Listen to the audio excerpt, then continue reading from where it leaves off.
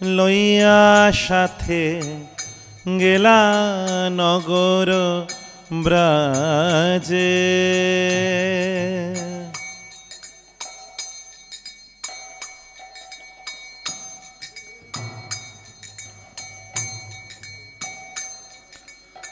তাথই তাথই Vezel খোল, ঘন ঘন তাহে ঝাঁঝের রোল। তাথই এদিকে মুখ খোলস।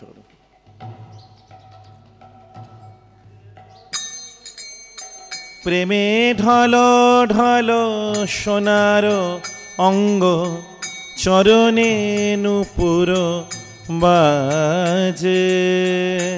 মাতাজি লোকটা পিছিয়ে बैठी, মাতাজি লোক পিছন দিকে বসেন। মুকুন্দ মাধব যাদব হরি, বলেন বলরে বদন ভরি।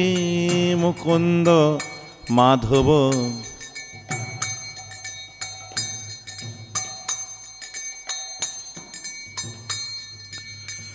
মিছে নিদ বসে গেলারে রাতি, দিবস শরীর সাজে।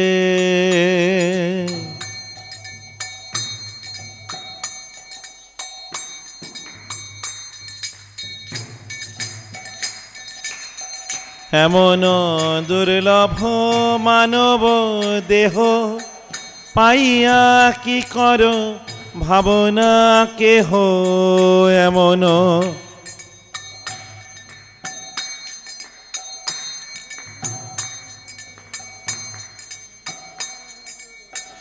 এবে না ভজিলে যশোদা সুত, চরমে পড়িবে লাজে।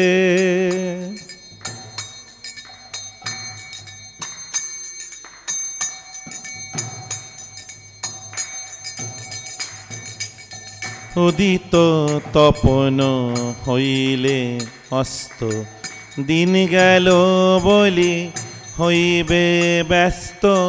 উদিত তপন হইলে অস্ত,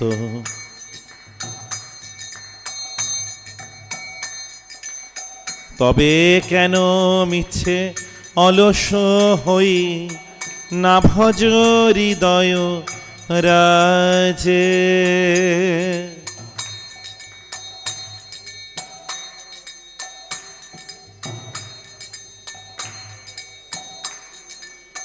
জীবের কল্যাণ সাধন কাম, জগতে আসি মধুর নাম।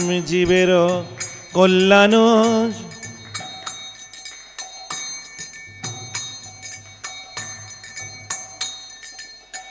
অবিদ্যা তপন তিমির রূপে, হৃদ গগনে বিরাজে।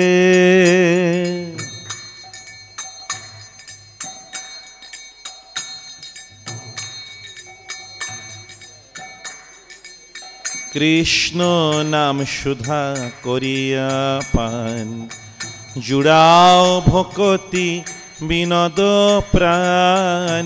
কৃষ্ণ নাম সুধা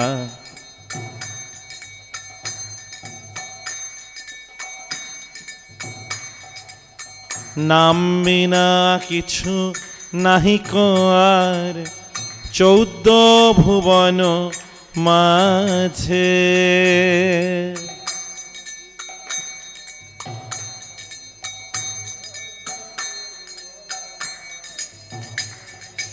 ও দিলা অরুণ পুরব ভাগে, দ্বিজমণি গোরা অমনি জাগে। উদিলা অরুণ পুরব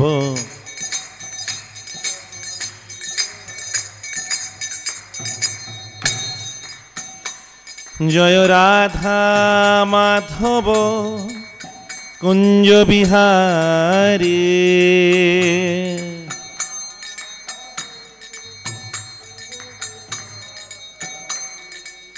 গোপীজন বল্লভ गिरिवरधारी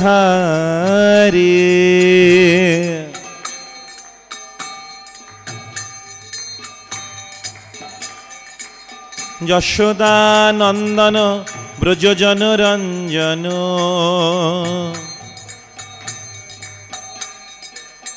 যমুনা তীর বনচারী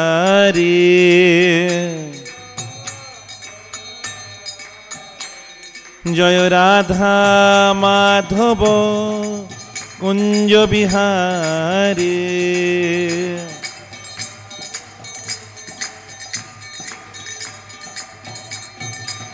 কৃষ্ণ হরে কৃষ্ণ কৃষ্ণ কৃষ্ণ हरे हरे हरे राम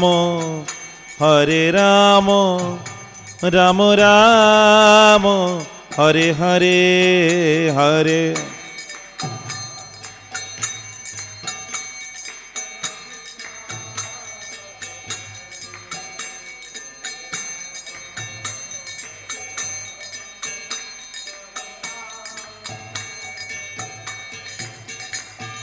हरे कृष्णा कृष्णा कृष्ण हरे हरे हरे राम राम राम हरे हरे हरे कृष्णा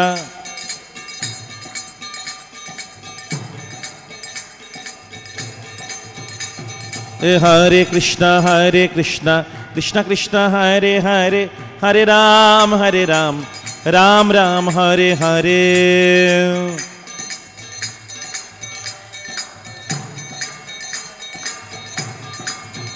बोलो हरे कृष्णा कृष्ण कृष्ण हरे हरे हरे राम राम राम हरे हरे हरे कृष्णा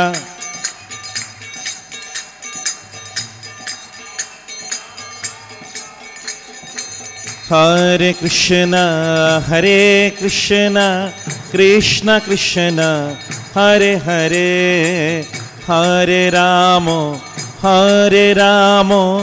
राम राम हरे हरे हरे कृष्ण हरे सकले बोलुन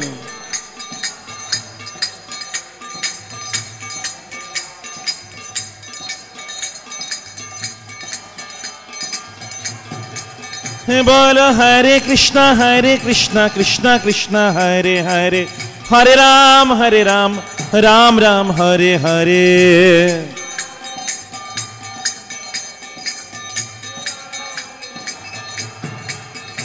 हरे कृष्ण कृष्ण कृष्ण हरे हरे हरे राम राम राम हरे हरे हरे कृष्ण कृष्ण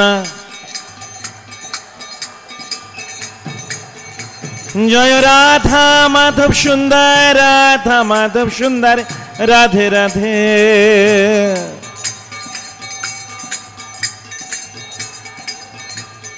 पंचतत्व जय पंचतत्व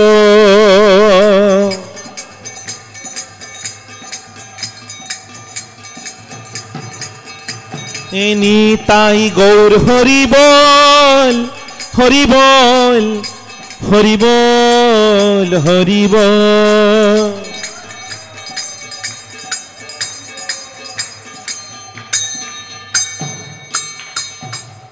माताजी वहाँ बैठिए, माताजी लोग पीछे बैठिए, वहाँ उस साइड में है, या प्रभु लोग बैठेंगे।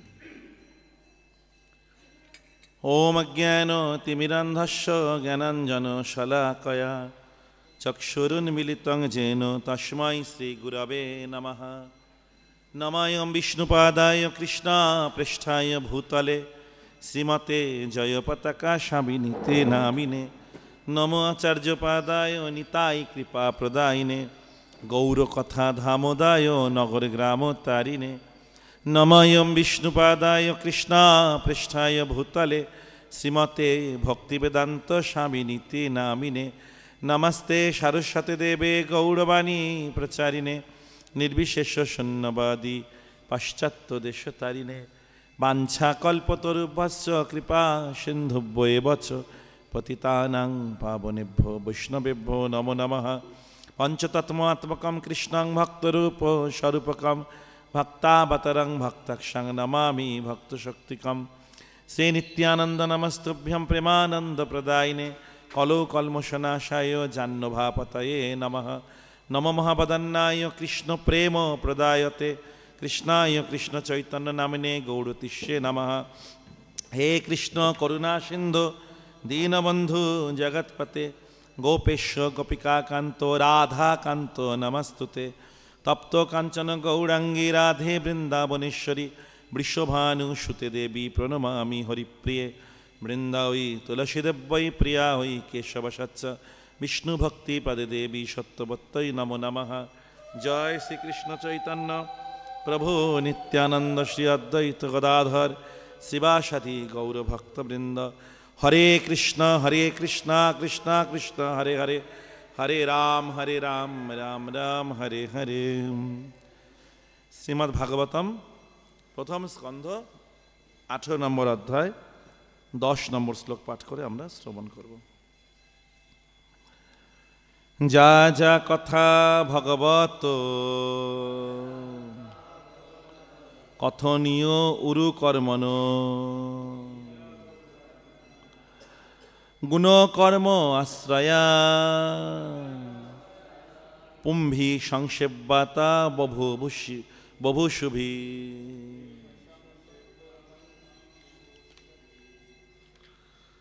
যা যা কথা ভগবত কথনীয় উরু কর্মণ গুণ কর্ম আশ্রয়া পুম্ভি সংসেব্যাতা বভূষুভি। যা যা কথা ভগবত কথনীয় উরু কর্মণ গুণ কর্ম আশ্রয়া পুম্ভি সংসেব্যাতা বভূষুভি।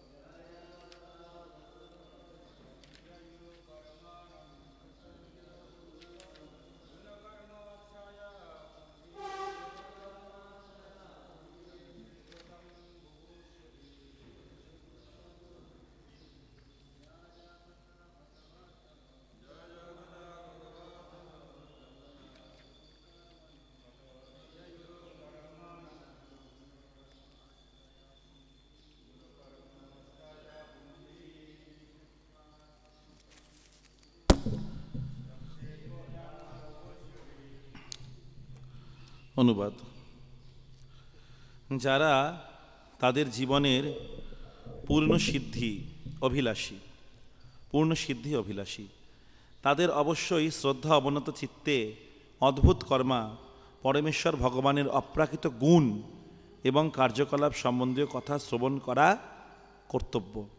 তাৎপর্য প্রভুপাদ কর্তৃক পরমেশ্বর ভগবান শ্রীকৃষ্ণের অপ্রাকৃত কার্যকলাপ গুণ এবং নাম যথাযথভাবে শ্রবণ করলে নিত্য জীবনের প্রতি অগ্রসর হওয়া যায়। যথাযথভাবে শ্রবণ করার অর্থ হচ্ছে ধীরে ধীরে তাকে বাস্তব সত্য বলে জানা এবং তার ফলে শাশ্বত জীবন লাভ করা যায়। এই কথা শ্রীমদ্ ভগবদ্গীতায় বর্ণিত হয়েছে। শ্রীকৃষ্ণের এই প্রকার মহিমান্বিত অপ্রাকৃত কার্যকলাপের শ্রবণ জন্ম মৃত্যু জরা ব্যাধিরূপ ভবরোগ নিরাময়ের ঔষধ। এই প্রকার জীবনে সিদ্ধ অবস্থায় পরিণতি মানব জীবনের চরম লক্ষ্য এবং দিব্য আনন্দ উপলব্ধির প্রকৃত পন্থা। সুন্দর লিখছেন প্রভুপাদ অল্প কথায় যে আমাদের ভাগবতমে আমাদের পন্থাই হলো শ্রবণের পন্থা। প্রকৃতপক্ষে শ্রবণ কীর্তনের পন্থা, মূল শ্রবণ। তো শ্রবণের গুরুত্ব দেওয়া সমস্ত শাস্ত্রেতেই এই শ্রবণের ওপর খুব গুরুত্ব দেওয়া হয়েছে। শ্রবণ কৃষ্ণ কথা শোনবার জন্য ভাগবতে প্রথমেই আছে শ্রীন্নতং সকথা কৃষ্ণ পুণ্য শ্রবণ কীর্তনাথ হৃদয় অভ্যন্ত সভদ্রাণী বিধুনতি সুহৃদ শতাম। যে আমরা কৃষ্ণকথা শ্রবণ করলে কি হবে, আমাদের হৃদয়ের মধ্যে যে সমস্ত মলিনতা আছে ধীরে ধীরে সেগুলো কি হবে, নাশ হয়ে যাবে এবং ভগবানের প্রতি প্রেম বা রতি উৎপন্ন হবে। তো আজকে গুরুত্বপূর্ণ দিন, আজকে রাস পূর্ণিমা, আজকে কাল দুদিন মিলিয়ে। তো আজকে কিছু আলোচনা করব। মহাপ্রভু দুজন পার্ষদ, ওনাদের তিরোভাব তিথি আছে। এক কাশীশ্বর গোস্বামী, পণ্ডিত গোস্বামী, আর একজন ভূগর্ভ গোস্বামী। এই কাশীশ্বর পণ্ডিত ছিলেন মহাপ্রভু গুরুদেব ঈশ্বর পুরীপাদের শিষ্য। তো ওনারা কাঞ্জিলাল বংশোদ্ভূত বাৎস গোত্রীয় ব্রাহ্মণ ছিলেন ওনারা। তো তার মহাপ্রভুর গুরুদেব যখন অপ্রকট হন, মানে ঈশ্বরপুরী, তখন ঈশ্বরপুরী নির্দেশ দিয়েছিলেন যে তোমরা নীলাচলে গিয়ে মহাপ্রভুর সেবায় দুজনে নিযুক্ত হবে তুমি। তা তিনি এসছিলেন, তিনি এবং গোবিন্দ, যে মহাপ্রভুর অঙ্গ সেবা করতেন, বপু সেবা করতেন, গোবিন্দ। তো মহাপ্রভু ঈশ্বরপুরীপাদ অপ্রকট হবার পরে উভয় নীলাচলে এসছেন, কিন্তু মহাপ্রভু প্রথমে সেবা অঙ্গীকার করতে রাজি হননি। তা বলছে আমার গুরু ভাই, তাদের থেকে আমি কিভাবে সেবা নেব। তা পরবর্তীকালে সমস্ত ভক্তরা বললেন এটা গুরুর আদেশ, তো গুরুর আদেশ তো আপনাকে পালন করতেই হবে। গুরুদেব বলে গেছেন যে আপনাকে সেবা করবার জন্য, ওনাদের নির্দেশ দিয়ে গেছেন। তো গুরুর আদেশ চিন্তা করে উনি সেবা অঙ্গীকার করেছিলেন। তা মহাপ্রভুর বপু সেবা করতেন, দেখাশোনা করতেন মূলত গোবিন্দ। আর এই কাশীশ্বর পণ্ডিত কী করতেন বলেন তো, যখন মহাপ্রভু জগন্নাথদেব দর্শন করতে যেতেন প্রতিদিন জগন্নাথ মন্দিরে, তখন প্রচুর লোকজন সেখানে ভিড়, মানে খুব লোকজন সেখানে মহাপ্রভুকে দেখবার জন্য ভিড় হয়ে যেত একদম। তো সেখানে উনি খুব শক্তিশালী ছিলেন, তো সেই জন্য সমস্ত লোকদের ঠেলে সরিয়ে দিতেন, সরিয়ে মহাপ্রভু যাবার রাস্তা করে দিতেন। মহাপ্রভু স্বাচ্ছন্দ্যে জগন্নাথদেবকে, এমনিই পুরীর মন্দির ভিড় হয়, আর মহাপ্রভু যাচ্ছে মানে তো বিশাল ব্যাপার, তাই তখন দর্শন করতে পারতেন। এই কাজ ছিল ওনার, এই সেবা ছিল। এছাড়া সংকীর্তনে থাকতেন। তাই তিনি পূর্বে কে ছিলেন? পূর্বে ছিলেন পুরা বৃন্দাবনে চেটো স্থিত ভৃঙ্গার ভঙ্গুর শ্রী কাশীশ্বর গোবিন্দ তৌ যত প্রভু সেবকৌ। তো গৌরগণদেশ দীপিকায় কবি কর্ণপুর লিখছেন, পূর্বে ভৃঙ্গার এবং ভঙ্গুর নামে কৃষ্ণের জল আনয়নকারীর জন্য সেবক ছিলেন। কৃষ্ণের জল নিয়ে আসে, ব্যবহারের জল, সেটা ব্রজ ভাষায় চেট সেবককারী বলা, চেট সেবক বলা হতো ওনাদেরকে। তা তিনি জল নিয়ে আসতেন। ওনারা জল আনতে গেলে শক্তি লাগবে, লাগে না? মানে জল কি এরম না আমাদের ঘরের মধ্যে কল খুলে ফেললাম জল, ওরকম না, সে যমুনা থেকে জল নিয়ে আসতেন ভগবানের স্নানের, বুঝলেন? হ্যাঁ, তো সেরকম সেবক লাগবে। আগে ভারী ছিল না, ভার বহন করে আনতো জল, খুব শক্তি লাগে জল আনতে, অনেক জল লাগতো, অনেক লোকজন, তা ওনাদের এই সেবা ছিল।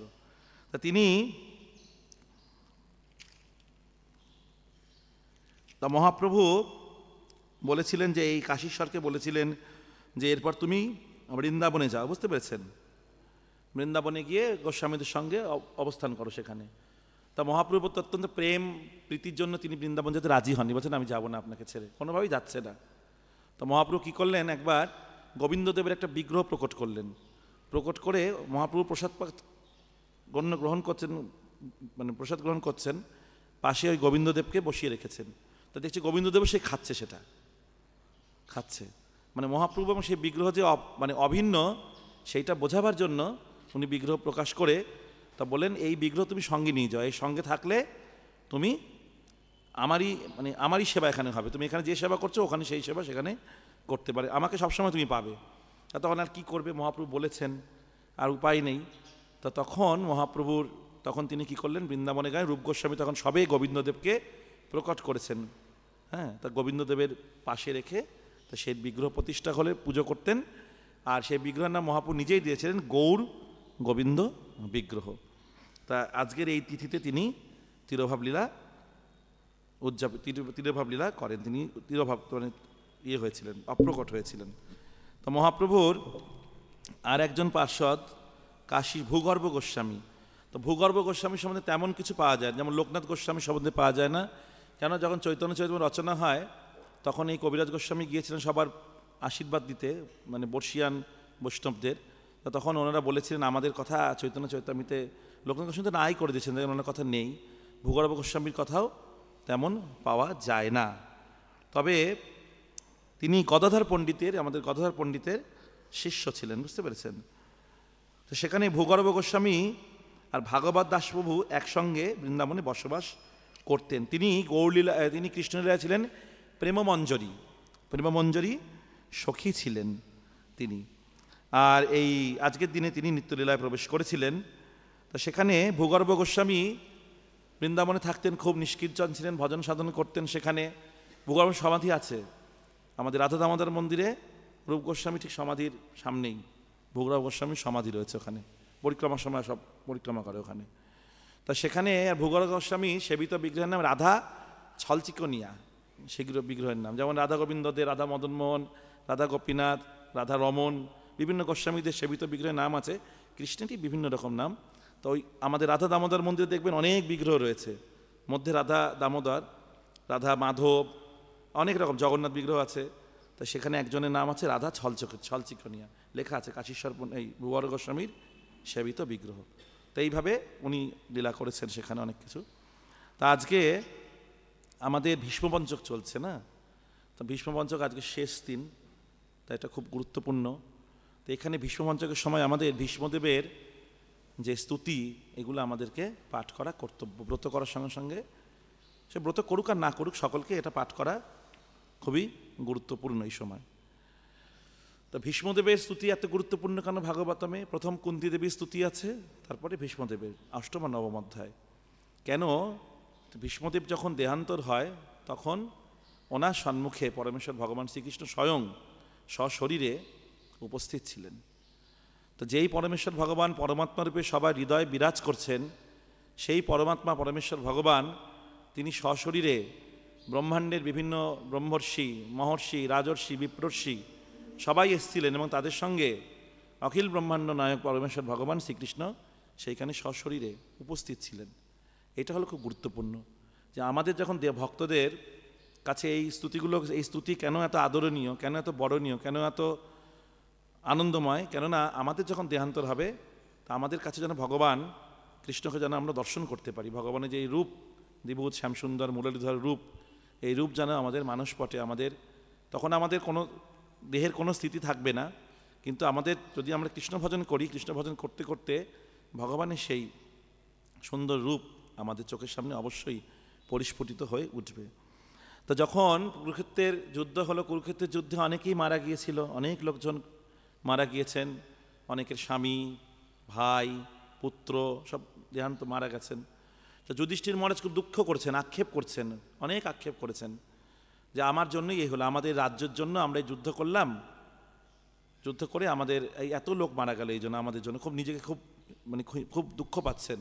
তো মহান ভক্ত তো এরকম দুঃখ পাবেন। তো ভগবান বলছেন, বুঝিয়েছেন, শেষে তিনি কোনো রকমের হৃদয় শান্তি অনুভব করছেন না। তখন ভগবান বললেন যে তুমি যাও, চলো, কুরুক্ষেত্রের রণাঙ্গনে সরসজ্জায় শায়িত আছেন আমাদের পিতামহ, তোমাদের পিতামহ ভীষ্মদেব, যিনি আমার একজন মহান ভক্ত, ওনার কাছ থেকে তুমি কথা শ্রবণ করো, ওনার কাছ থেকে শ্রবণ করে হৃদয়ে তুমি তৃপ্তি অনুভব করবে। কেন ভগবান সবসময় কী করেন, সমস্ত ক্রেডিটটা তার ভক্তকে দেন। যুদ্ধ করে ক্রেডিট দিয়েছেন অর্জুনকে, তাই তো? আবার এইখানে যুধিষ্ঠির মহারাজের হৃদয়টাকে প্রশমিত করবার ক্রেডিট দিচ্ছেন কাকে? এই পিতামহ ভীষ্মদেবকে। তা ভীষ্মদেব তো ভগবানের একজন ভক্ত ছিলেন, অষ্টবসুর একজন ভগবানের মহান ভক্ত। তা তখন যুধিষ্ঠির মহারাজ গেছেন, পঞ্চপাণ্ডব সকলেই গেছেন, মহান মহান মুনি ঋষি সকলেই সেখানে উপস্থিত হয়েছেন। উপস্থিত হওয়ার পরে তখন তিনি পিতামহ ভীষ্মদেব যখন সবাইকে দেখেছেন, দেখার পরে সবাইকে সম্ভাষণ করেছেন সরসজ্জা শায়িত অবস্থায়। এবং তারপরে যখন কৃষ্ণ সেখানে গেছেন, তিনি জানতেন কৃষ্ণ হলেন পরমেশ্বর ভগবান, কৃষ্ণের পূজা করেছেন, সেখানে কৃষ্ণের পূজা করেছেন। এইবার কৃষ্ণের স্তুতি আরম্ভ করবেন। এখানে বিভিন্ন শ্লোকগুলোতে কৃষ্ণের স্তুতি রয়েছে, সেগুলো আমাদের নিত্য পাঠ করা, স্মরণ করা, এগুলো আমাদের কি কর্তব্য। তা বলছেন এই কৃষ্ণকে অচিন্ত এবং আদিপুরুষ, প্রথমেই বলছেন 18 নম্বর শ্লোকে, তিনি নারায়ণ পরম ভোক্তা, গীতাতেও ভগবান নিজেই বলছেন। এবং তিনি এত কিছু হওয়ার পরেও তিনি যোগমায়াকে আশ্রয় করে আমাদের সঙ্গেই এই বৃষ্ণিকুলে বিচরণ করছেন, সাধারণ মানুষের মতো নরলীলা করছে ভগবান। কিন্তু সবাই ভগবানকে বুঝতে পারছে না। ভীষ্মদেবের মতন মহাজন, তিনি আদর্শ মহাজনের একজন, তিনি পরিপূর্ণভাবে ভগবানকে উপলব্ধি করতে পেরেছিলেন। তো সেই জন্যই মহাজনদের পদাঙ্ক আমাদের অনুসরণ করতে হয়। তো এই জন্য ভীষ্মদেবের স্তুতি আমাদের কাছে গুরুত্বপূর্ণ। তিনি বলছেন তিনি মায়াশক্তির প্রভাবে আমাদেরকে মুগ্ধ করেছেন, মুগ্ধ করে বৃষ্ণিকুলের মধ্যে তিনি সাধারণ মানুষের মতন একজন বিচরণ করছেন। কিন্তু হলে কি হবে, তিনি হলেন আদিপুরুষ, নারায়ণ পরম ভোক্তা এবং অচিন্ত, আমাদের সাধারণ চিন্তার দ্বারা ওনাকে জানা যায় না। তা বলছে তিনি আবার পরের শ্লোকেই বলছেন, 19 নম্বর শ্লোকে বলছে, হে রাজন, যুধিষ্ঠির মহারাজকে বলছেন, ওনাকে কারা জানতে পেরেছেন? দেবর্ষি নারদ, শিব, কপিল, ভগবানের অবতার কপিল, এনাকে পরিপূর্ণ, মানে অন্যান্য মহাজনেরা এনাকে পরিপূর্ণভাবে জানতে পেরেছেন। নিগুড় মহিমারাজি সম্বন্ধে তারা অবগত হয়েছে। নিগুড় মানে অত্যন্ত গুহ্য, কৃষ্ণতত্ত্ব অত্যন্ত গুহ্য, সেটা সবাই বুঝতে পারে না। গীতায় ভগবান বলছেন, জন্মকর্ম চমে দিব্যম যো ব্যক্তি তত্ত্ব। তো আমাদের যদি সেই তত্ত্ব জানতে হয়, তাহলে আমাদের তত্ত্বদ্রষ্টা পুরুষের অনুসন্ধান করে, সেটা গীতায় ভগবান বলছেন। তদ্বিদ্ধি প্রণিপাতন, কীভাবে তত্ত্বদ্রষ্টা পুরুষের কাছে আমাদের যেতে হবে, তাকে সেবা করতে হবে, তখন আমরা কৃষ্ণতত্ত্ব উপলব্ধি করতে পারব, না তো সম্ভব নয়। তা বলছে, তোমরা যাকে নিতান্তই তোমাদের মামাতো ভাই, ঘনিষ্ঠ বন্ধু, শুভাকাঙ্ক্ষী, মন্ত্রণাদাতা, দূত, হিতাকারী, সারথী এগুলো মনে করেছো, কিন্তু তিনি তোমাদেরকে এত ভালোবাসতেন, তাই বিভিন্ন সময় বিভিন্নভাবে তোমাদের কাছে উপস্থিত হয়েছেন। কখনো সারথী হয়েছে, কখনো সুমন্ত্রণাদাতা হয়েছে, কখনো তোমার মামাতো ভাই হয়েছে, কখনো সখা হয়েছে, কখনো ঘনিষ্ঠ বন্ধু হয়েছে, কিন্তু কখনোই তোমাদের কাছে তিনি পরমেশ্বর, তিনি যে কন্ট্রোলার, নিয়ন্ত্রণকর্তা, এগুলো প্রকাশ করেননি। কেননা তোমরা ভগবানের শুদ্ধ ভক্ত। তা সেই জন্য ভগবান তার নিজের একদম স্বরূপ, ভগবান যে কত ভক্তবৎসল, ভক্তবৎসলতা তোমাদের কাছে সবসময় প্রতি মুহূর্তে তুলে ধরেছেন সেখানে। এবং তিনি পরমেশ্বর ভগবান হওয়া সত্ত্বেও তিনি প্রত্যেকের হৃদয়ে বিরাজমান থাকেন। ভগবান বলে তিনি ভগবান, কিন্তু সবার হৃদয়ে বিরাজমান থাকে। ভগবান তার স্বভাব কেমন, তিনি সমদর্শী, সবার প্রতি তার সমানভাবে করুণা বিতরণ হয়। তিনি ভেদবুদ্ধি জড়িত, অভিমান শূন্য, ভগবানের মধ্যে কোনো ভেদাভেদ নেই।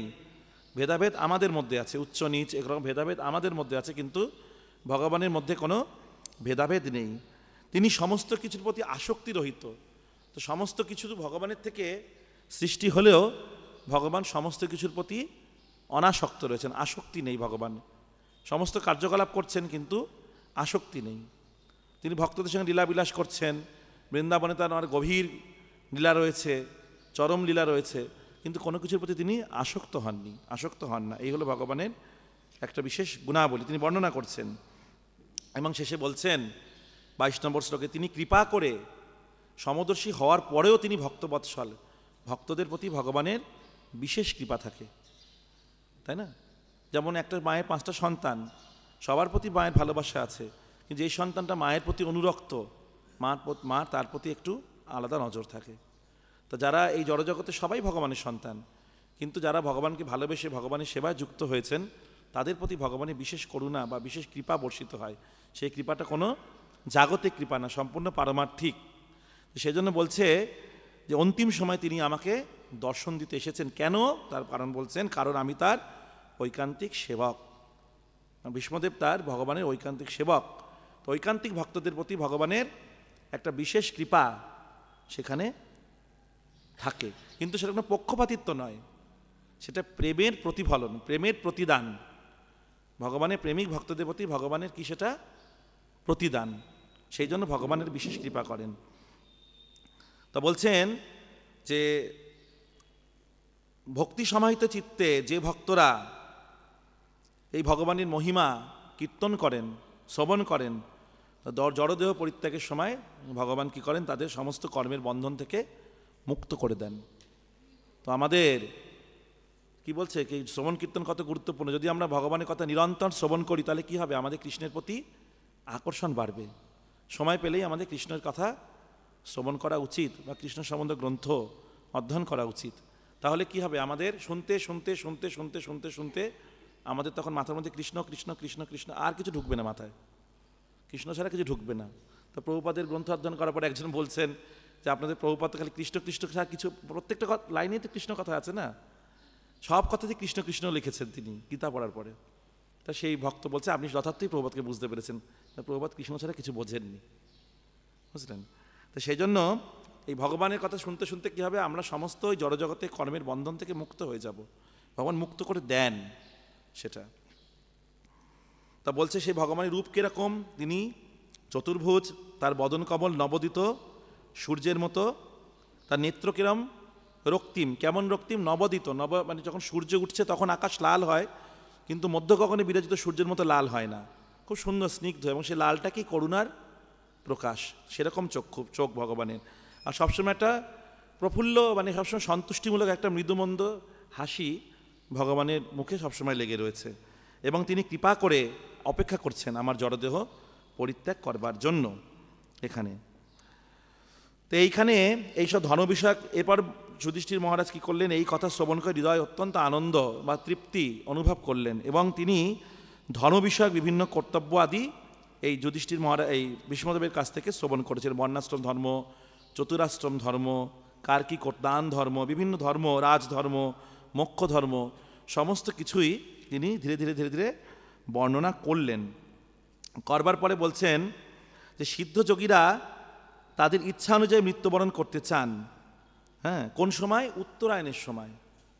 উত্তরায়ণ যখন হয়, যখন সূর্য উত্তর গোলার্ধে যান, সেই সময় মৃত্যুবরণ করাটা ভালো, তখন ঊর্ধ্বলোকে যাওয়া যায়। তা কিন্তু ভগবানের ভক্তদের ওরকম কোনো ব্যাপার নেই, তারা যখনই দেহত্যাগ করুক ভগবানের ভক্তির প্রভাবে তারা সবসময় ঊর্ধ্বগতি লাভ করবে, মানে ভগবত ধামে তারা ফিরে যাবে। এবং আমাদের জীবনের পরম লক্ষ্য কি সেটা বলছে, মানুষের জীবনের পরম লক্ষ্য ধর্ম, অর্থ, কাম, মোক্ষ, এই নিয়ে মানুষ সবসময় কি করছে? মেতে রয়েছে, জীবনযাপন করছে, ধর্ম করছে, অর্থ উপার্জন করছে, কি ইন্দ্রিয় তৃপ্তি করবে, এবং শেষে ইন্দ্রিয় তৃপ্তি থেকে বিরক্ত হয়ে একদম অন্তিমে তখন মোক্ষ লাভের জন্য চেষ্টা করবে, এবং অন্তিম জীবনটা কিভাবে কাটাবো, ভদ্র সাধন করলে মনে হয় ভালো হতো, কিন্তু তখন নিজের ভুল বুঝতে পারার পরেও আর সময় থাকে না। তো সেই জন্য আমাদের তিনি বলছেন এই চতুর্বর্গের ওপরেও আছে একটা পঞ্চম বর্গ, সেটা হলো কৃষ্ণ প্রেম প্রাপ্তি। যে আমাদের জীবনের এই ভক্তদের জীবনের উদ্দেশ্য কেবলমাত্র ধর্ম, অর্থ, কাম, মোক্ষ এগুলোর মধ্যে যুক্ত থাকা নয়, এর ওপরে আছে আমাদের পঞ্চম প্রাপ্তি। সেটা কি? পঞ্চম পুরুষার্থ, সেইটা হলো নির্মল কৃষ্ণ প্রেম।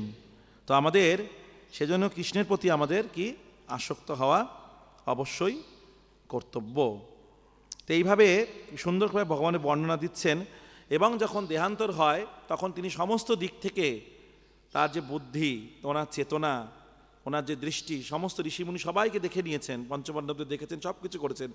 এইবার দৃষ্টিটা আস্তে আস্তে আস্তে আস্তে কৃষ্ণের দিকে নিয়ে আসছেন, নিবদ্ধ করছেন, অন্য কোনো দিকে ওনার আর দৃষ্টি যাচ্ছে না, চিন্তাতেও কিছু আসছে না, চেতনাতেও কিছু আসছে না কৃষ্ণ ছাড়া। এবং কৃষ্ণকে দেখতে দেখতে দেখতে দেখতে কী করছেন, ওনার দেহটা এবং ওনার আত্মাটা বেরিয়ে গেলেন, জড়শরীর এখানে পড়ে থাকলো, এবং উনি ভগবানের মহান ভক্ত ভগবত ধামে পৌঁছে গেলেন। তাই বিষ্ণুদেবের স্তুতি আমাদের কাছে খুব গুরুত্বপূর্ণ, এগুলো আমাদের খুঁটিয়ে খুঁটিয়ে খুব সুন্দর করে পড়তে হবে। পড়লে তাহলে আমাদের জীবনে যে অন্তিম, যে আমাদের কি আমাদের জীবনে অন্তিম লক্ষ্য কি? কৃষ্ণপ্রেম প্রাপ্তি। এই স্তুতির মধ্যে কৃষ্ণপ্রেম রয়েছে, এবং সেটা খুব সুন্দর। যদি আমরা পড়ি তাহলে আমরা বুঝতে পারবো এটা কত মহত্ব গুরুত্বপূর্ণ। তাই আমরা বিশ্বমঞ্চ ব্রত করি না করি বড় কথা না, বিশ্বমঞ্চের স্তুতিটা পাঠ করা খুব গুরুত্বপূর্ণ। জয় সমবেত গৌর ভক্তবৃন্দ কি, জগৎগুরু শিলা প্রভুপাদ কি।